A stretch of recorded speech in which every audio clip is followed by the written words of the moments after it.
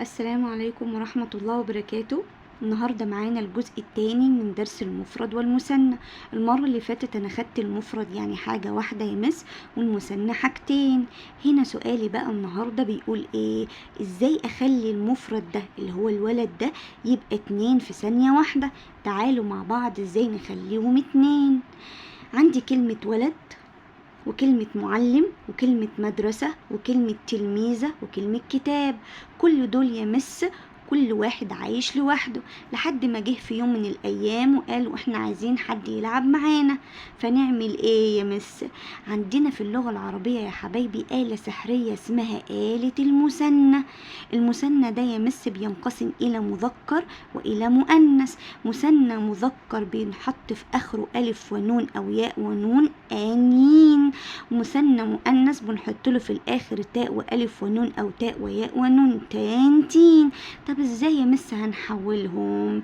تعالوا مع بعض. كلمة ولد مس هتبقى ولدان. عملنا ايه يا مس؟ حطينا الكلمة زي ما هي وزودنا عليها الألف والنون، بقت ايه؟ بقت ولدان أو ولدين. طيب يا مس كلمة معلم مع المثنى المذكر هتبقى ايه؟ هتبقى معلمان او معلمين.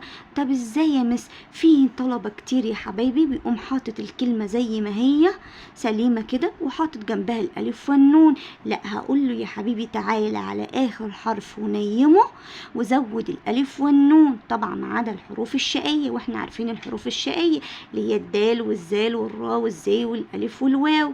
طيب كلمة معلم هتبقى معلمان ومعلمين. طيب كلمة مدرسة مفرد يا مس مذكر ولا مؤنث؟ مؤنث، يبقى مع المثنى المؤنث هنعمل ايه؟ نكتب الكلمة زي ما هي، افتح التاء المربوطة تاء مفتوحة وزود الالف والنون، هتبقى مدرستان او مدرستين. طيب كلمة تلميذة مثنى مذكر ولا مثنى مؤنث؟